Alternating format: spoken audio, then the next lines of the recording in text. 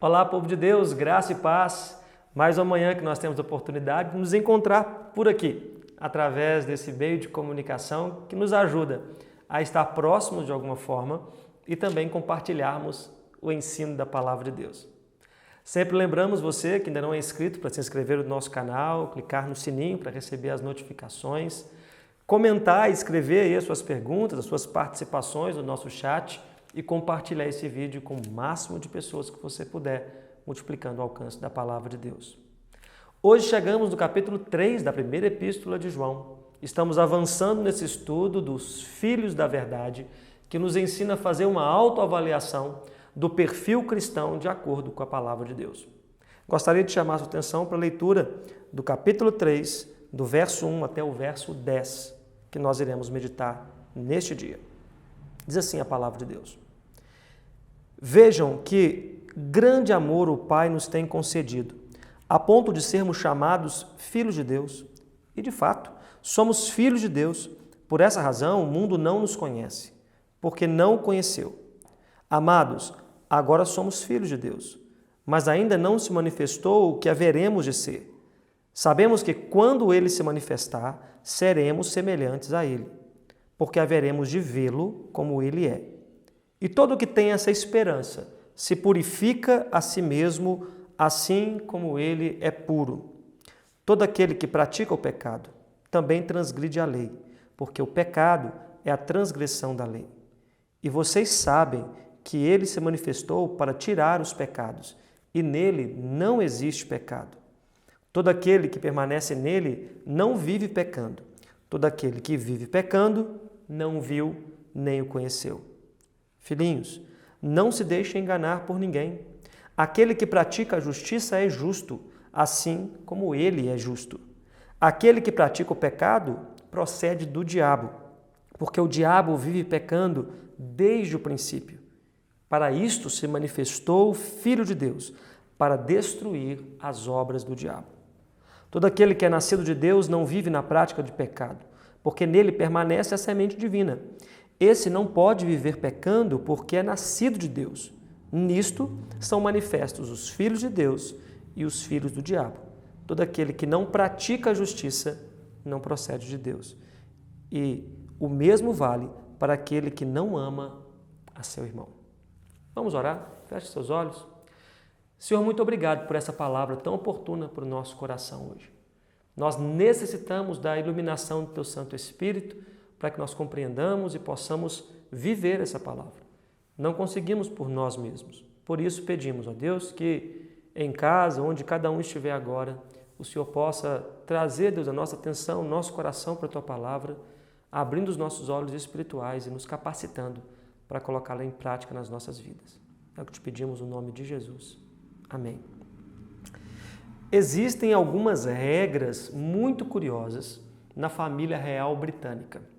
Algum tempo atrás, o mundo parou para assistir um casamento real, mas poucos sabem que o sonho de fazer parte, talvez, dessa história tão bonita, dessa família tão importante, a família real britânica, exigirá de você algumas regras muito importantes, se você quiser participar dessa nobre família. Eu vou citar algumas para você que estão disponíveis na internet, se você quiser pesquisar. Uma das regras muito importantes, se você é membro da família real, é que quando a rainha se levanta, todo mundo se levanta também. Se a rainha acabar de comer, largue os seus talheres. Você também não pode mais comer. Muito interessante essa terceira regra, eu não sei exatamente a origem dela, mas se você faz parte da família real, é proibido jogar banco imobiliário. O porquê? Um dia nós ainda descobriremos. Nada de carinho em público, se você for casado. Nada de autógrafos e selfies. Ninguém pode abrir os presentes de Natal antes da hora.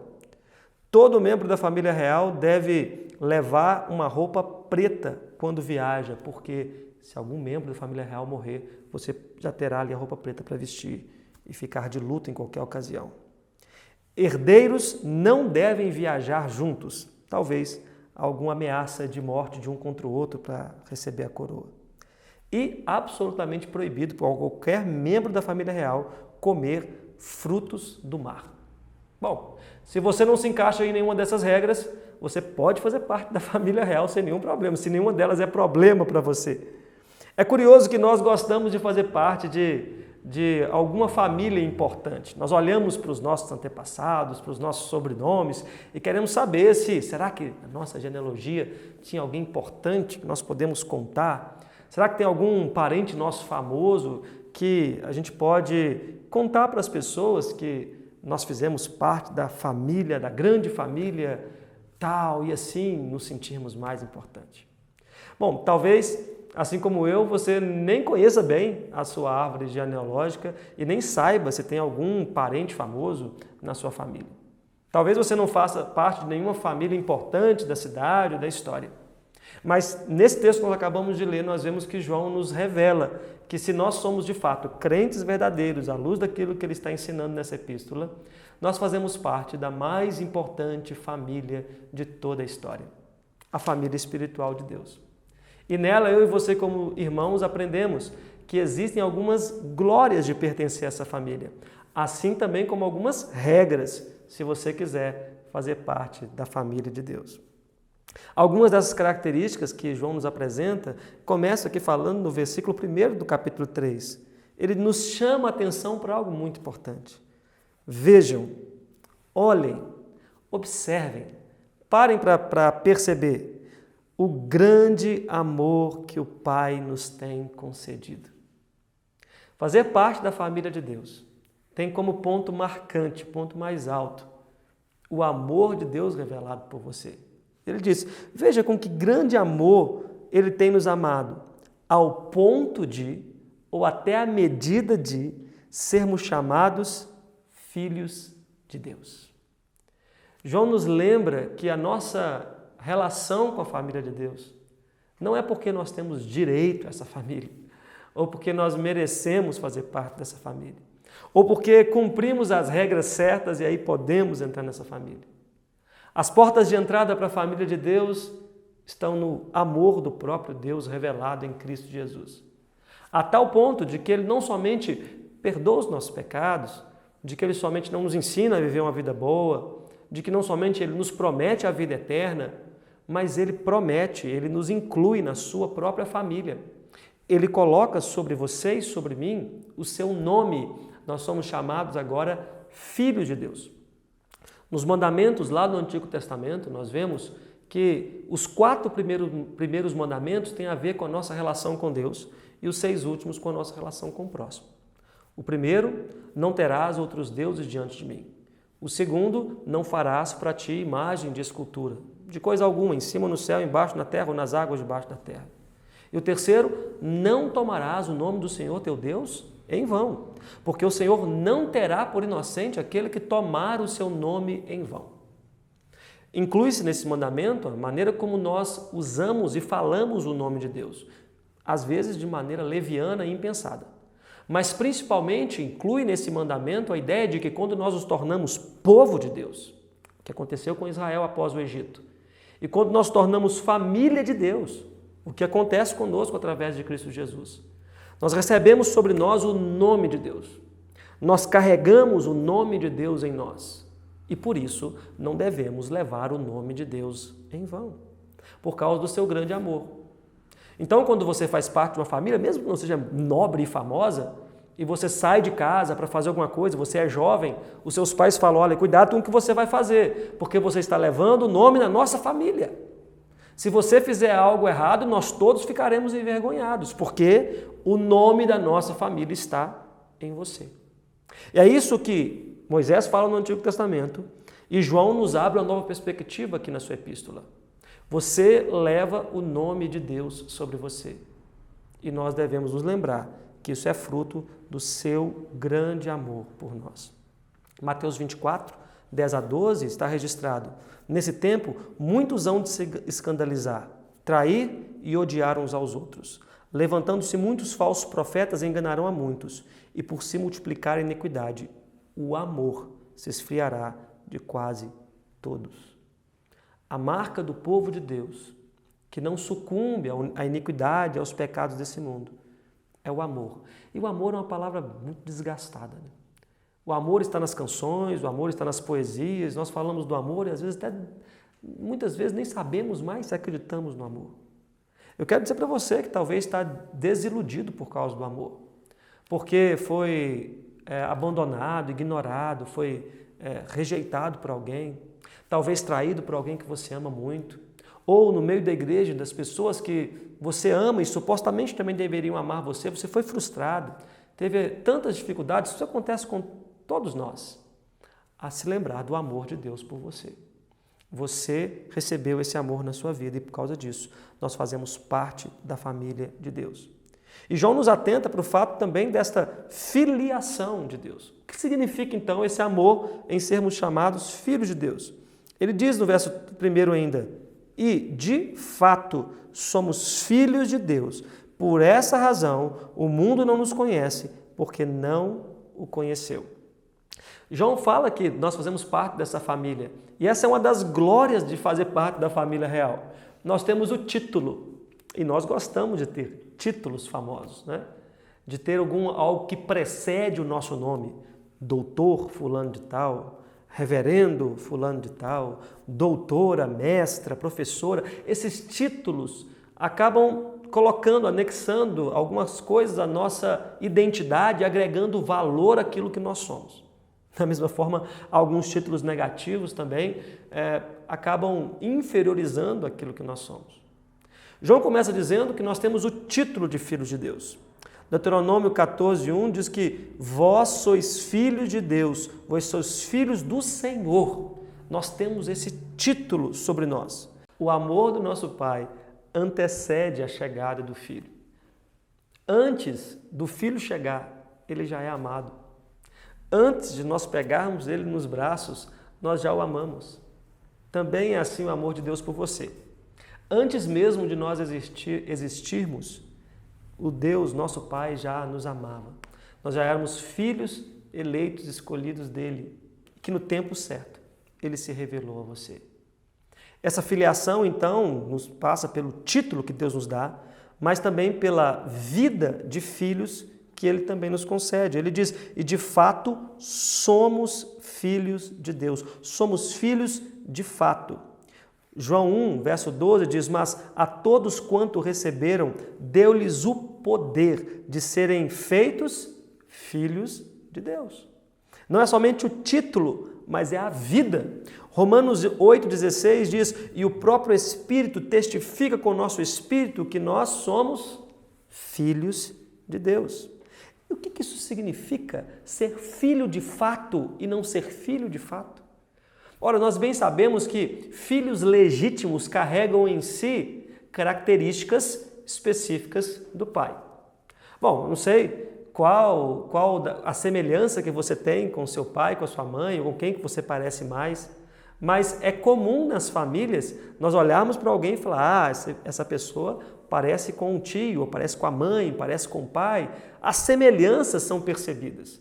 Quando nasce um bebê, essa é a primeira investigação dos familiares, descobrir com quem parece. E logo todo o terreno do rostinho da criança é distribuído entre os parentes. O nariz é do tio, a orelha é igual da mãe. E nós vamos ali tentando achar semelhanças.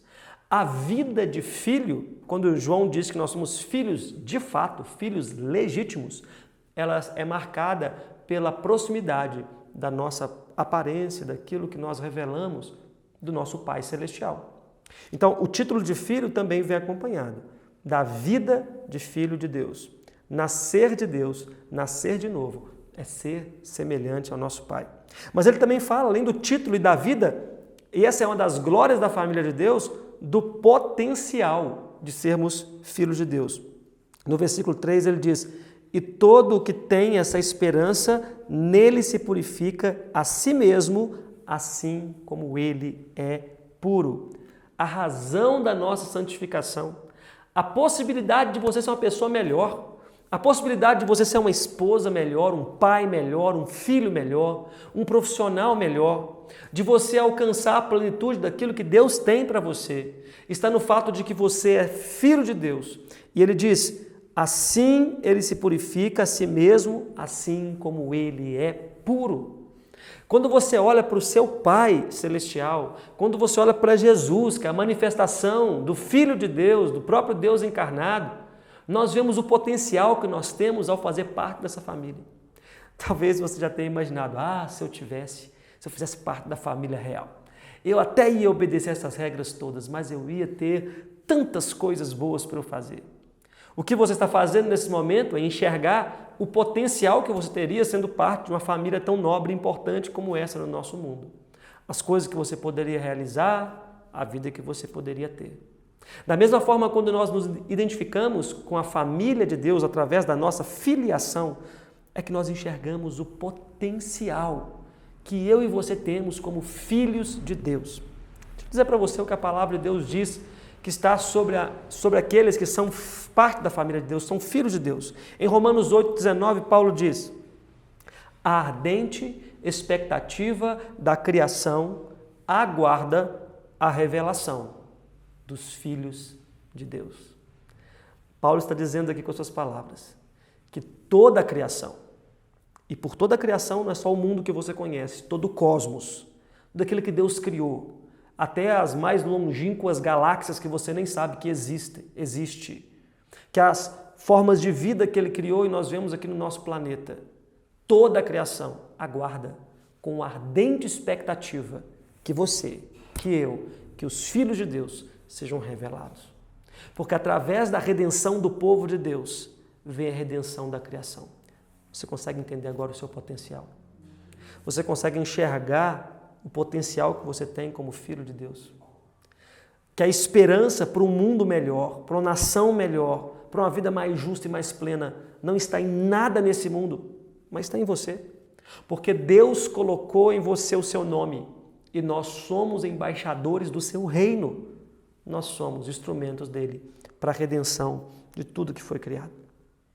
A última glória de fazer parte da família de Deus, eu chamo aqui de a singularidade.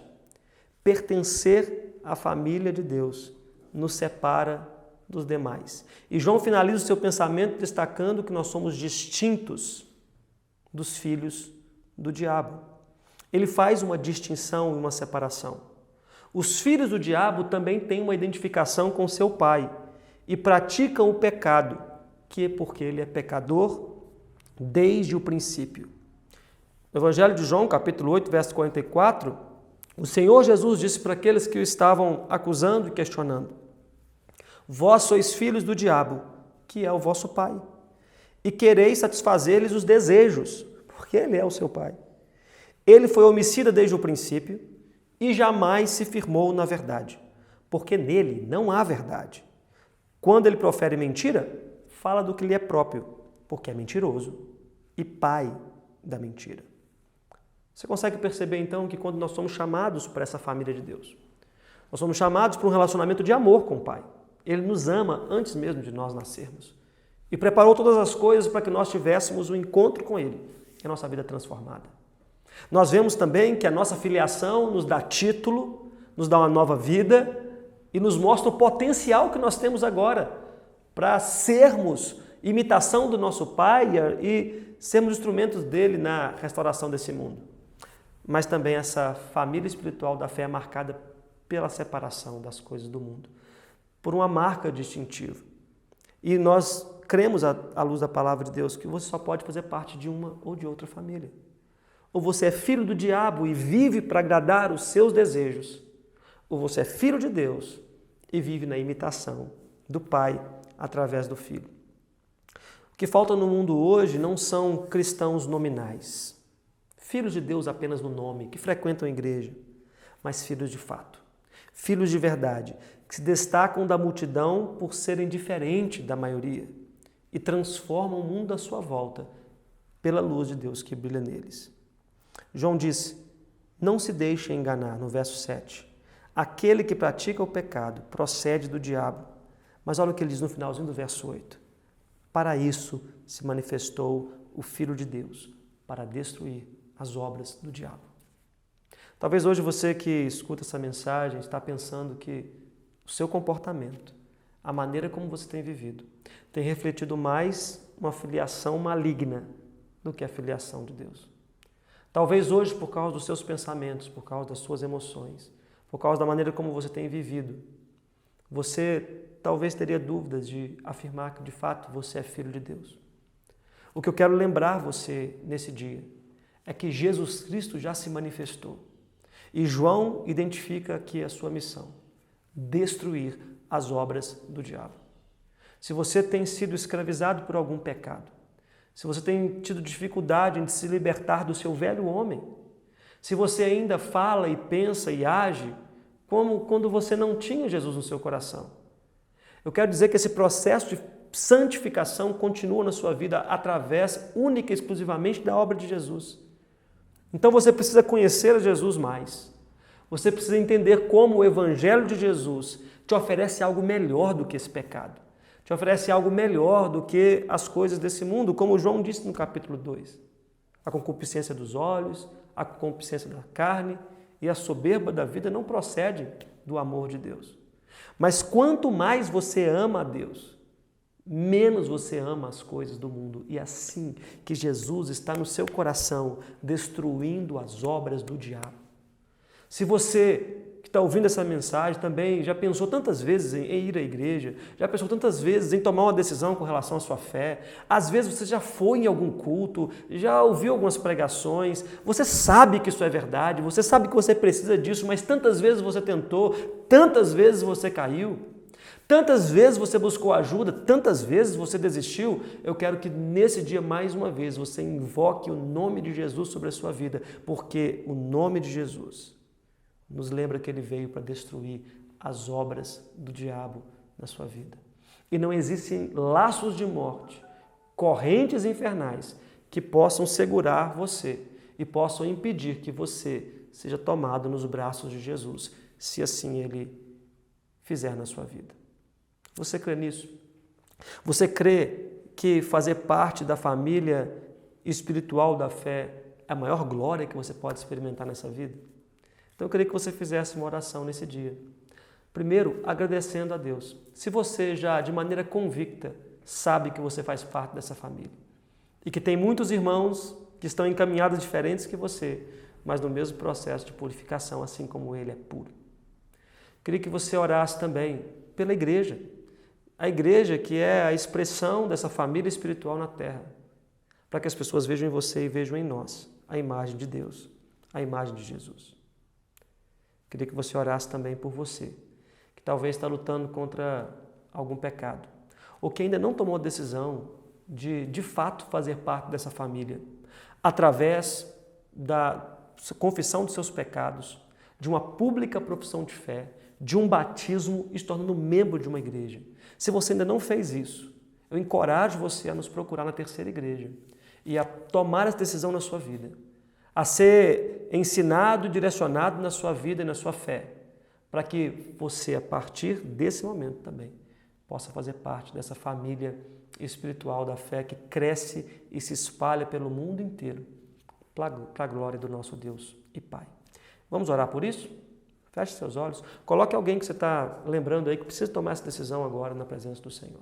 Senhor Deus e Pai, muito obrigado. Obrigado porque o Senhor nos chamou para fazer parte da maior e da melhor família do mundo. Mesmo, ó Deus, nós que talvez não temos nenhum título de nobreza nesse mundo, ó Pai, temos o mais alto título que um homem pode sonhar, fazer parte da família da fé. Obrigado, ó Deus, porque junto com esse título vem a vida e vem todo o potencial de fazer parte da família do Senhor, para poder sermos instrumentos do Senhor na redenção de toda a criação. Deus, que o Senhor nos ajude a entender isso, ó Pai, e a nos afastar das coisas desse mundo e nos parecer cada vez mais com o Senhor, à luz da palavra do Senhor e na imitação do Teu próprio Filho, o Senhor Jesus Cristo. Mas oramos também, Deus, para aqueles que estão, ó Deus, de alguma forma afastados dessa família. Estão afastados da igreja, estão afastados da fé. Um dia caminharam conosco, mas hoje, ó Deus, já não estão mais aqui. Para aqueles também, ó Deus, que ouvem a pregação da palavra do Senhor, que desejam fazer parte dessa família, Deus, mas algo tem impedido o seu coração. Nós oramos agora invocando, ó Deus, o nome do Senhor Jesus Cristo, que é poderoso para destruir as obras do diabo, para que, Deus, os nossos corações sejam levados à Tua presença, purificados pela presença do Senhor.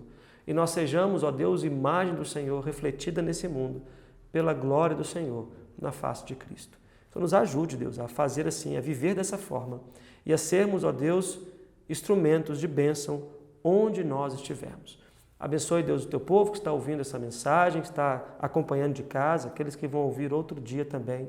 E que alguma decisão o Senhor promova no coração de cada um que está ouvindo e acompanhando essa mensagem hoje. É o que nós oramos, te pedindo e agradecendo no nome do Senhor Jesus. Amém. Jesus te abençoe.